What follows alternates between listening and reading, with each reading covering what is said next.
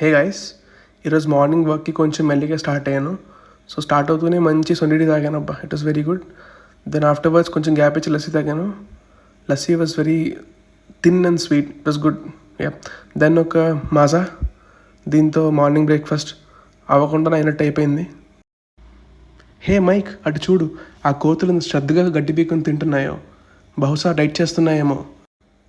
నేను కోతిని కాదు కానీ ఇది చూస్తే మాత్రం కోతులు నా దగ్గర బంధువులు అనిపిస్తున్నాయి. అందుకే నేను కోతిని కాదని ప్రూవ్ చేసుకోవడానికి మంచిగా మటన్ బిర్యానీ కుమ్మేసా.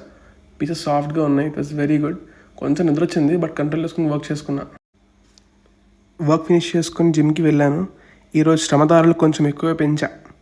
ఆఫ్టర్వర్డ్స్ ఇంకా మంచిగా ఒక జ్యూస్ తాగడానికి బయలుదేరా. నాకు మాత్రం నైట్ టైం ఎందుకో ఆరెంజ్ జ్యూస్, అదే మోసంబి బెటర్ అనిపిస్తుంది. బట్ థింగ్ ఏంటంటే యాక్చువల్లీ జిమ్ అయ్యాక 1/2 లీటర్ వాటర్ తాగాను and juice, then tea plan చేసుకున్నా. ఈ వెయిట్స్ కూడా మనకి వెయిట్కి యాడ్ అవ్వచ్చు. సో బెటర్ నెక్స్ట్ టైం నుంచి మార్నింగ్ వెయిట్ చూద్దామని ప్లాన్ చేసుకుంటున్నా. Let's see what happens. So juice తాగాను, ఇట్ ఇస్ వెరీ గుడ్.